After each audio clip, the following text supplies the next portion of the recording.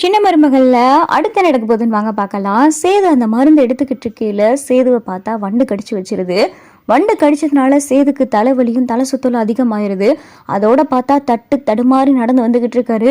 என் அப்பாவுக்கு எப்படியாவது நான் அந்த மருந்தை கொண்டு போய் கொடுத்தே ஆகணும், கடவுளே நான் எப்படியாவது நடந்து போயிடணும் அப்படின்னு சொல்லி சேது நடந்து வந்துகிட்டு இருக்காரு. சேது வர வழியில தான் பார்த்தா தமிழ்ச்செல்வி மயங்கி கிடக்காங்க. தமிழ் மயங்கினதை பார்த்துட்டு வேகமா சேது ஓடியாரு. தமிழ் தமிழ் என்னாச்சு தமிழ்?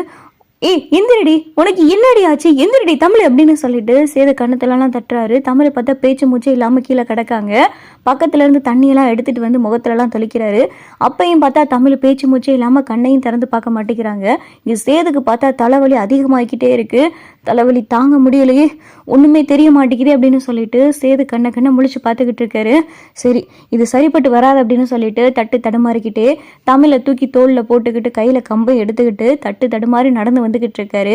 அதுக்குள்ளேயும் பார்த்தா இங்கே போஸ் நல்லவன் மாதிரி அந்த மருந்தை கண்டுபிடிச்சிட்டேன் அப்படின்னு சொல்லிட்டு வேகமாக ஓடியாரியா. இதை பார்த்துட்டு அப்பத்தா மோகனா எல்லாரும் என்னையா சொல்ற போஸ், என்னையா சொல்ற, மருந்தை கண்டுபிடிச்சிட்டே அப்படின்னு சொல்லிட்டு அப்பத்தா கேட்கவும், ஆமா அப்பத்தா இதான அந்த வைத்தியர் சொன்ன மருந்து, அந்த வண்டு கூட்டுல இருந்த மருந்து இதான் அப்பத்தா, அங்கே எங்க வைத்தியர் அப்படின்னு சொல்லிட்டு இங்க போஸ் கேட்கவும், போஸ் வைத்தியரை அடுத்த தெருவில் இருக்காரியா அப்படின்னு சொல்லிட்டு அப்பத்தா சொல்லவும், நான் போய் வைத்தியரை கூட்டிட்டு வரேன், பெரியப்பா பாத்துக்கோங்க, அம்மா அக்காவெல்லாம் பாத்துக்கோங்க அப்படின்னு சொல்லிட்டு போஸ் தட்டு தடுமாறி போகவும் அங்கே போய் வைத்தியரையும் கூட்டுட்டு அந்த மருந்தையும் பார்த்தா எடுத்துட்டு வராரு. எடுத்துட்டு வரவும் அப்பதான் வைத்தியர் போஸ் ஆக ஓகன்னு சொல்லி நல்லா புகழ்ந்து தள்ளிக்கிட்டு இருக்காரு. இதை பார்த்துட்டு அப்படியே ஈஸ்வரி அப்படியே பெருமைப்பட்டு அப்படியே முகமெல்லாம் பூரிச்சு போகுது. என் பிள்ளை போஸ் என் உசுரை காப்பாத்துறதுக்காக அம்பிட்டு ஆபத்தான வண்டு கூட்டுல போய் மருந்து எடுத்துட்டு வந்திருக்கானே அப்படின்னு சொல்லிட்டு இங்க பார்த்தா ஈஸ்வர் அப்படியே மனசுக்குள்ள சந்தோஷப்பட்டுக்கிட்டு இருக்கு.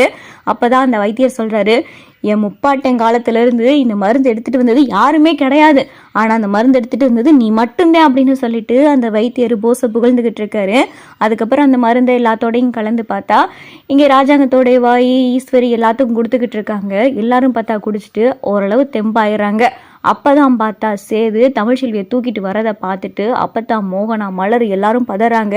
ஐயா சேது தமிழுக்கு என்னையா ஆச்சு அப்படின்னு சொல்லிட்டு அப்பத்தா பதறவும் இங்க ஹாஸ்பிட்டலுக்குள்ள பார்த்தா தமிழை படுக்க வைக்கிறாங்க.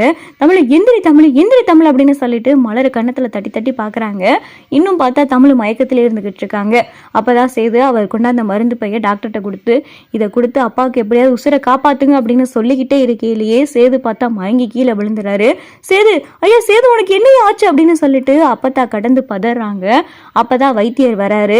இவரை நல்லா வண்டு கடிச்சிருக்கு போலயே, வண்டுகடி தாங்க முடியாம தானே இவர் மயங்கி சுருண்டு விழுந்திருக்காரு, இம்புட்டு வண்டு கடிக்க கூடாது, எதுக்காக இவர் இம்புட்டு வண்டு கடிச்சிச்சு அப்படின்னு சொல்லிட்டு வைத்தியர் சொல்லிக்கிட்டு இருக்காரு. இதை பார்த்துட்டு அப்பத்தா மோகனாலாம் பதறாங்க.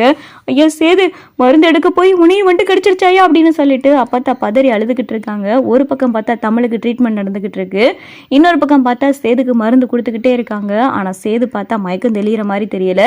சேதுக்கு தலைவலி உடம்பெல்லாம் பார்த்தா பயங்கரமா சுட ஆரம்பிக்குது. உடம்பு இப்படி நெருப்பா சுடக்கூடாதே, மருந்து கொடுத்தும் ஜுரம் குறையலைன்னா இது மிகப்பெரிய ஆபத்தாச்சு அப்படின்னு சொல்லிட்டு வைத்தியர் அங்கே இருக்கிற எல்லாரையும் பார்த்தா பயன்படுத்த ஆரம்பிக்கவும் இங்க அப்பத்தா மோகனா எல்லாரும் கையெடுத்து கும்பிட்டு சாமியை வேண்டிக்கிட்டு இருக்காங்க.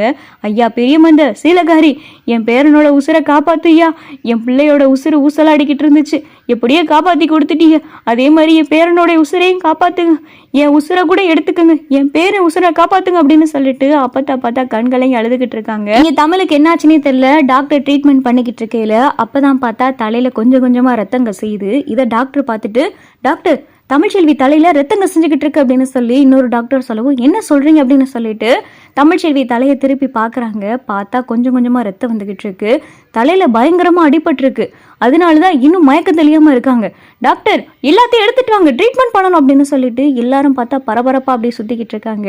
அப்பதான் அப்பத்தா தலையில அடிபட்டிருக்குன்னா எங்கேயும் கீழே விழுந்தானா இல்லை இவளை யாரும் அடிச்சுட்டாங்களா அப்படின்னு சொல்லிட்டு அப்பத்தா சொல்லிக்கிட்டு இருக்கையில அப்பதான் பார்த்தா போஸுக்கு பக்குன்னு இருக்கு.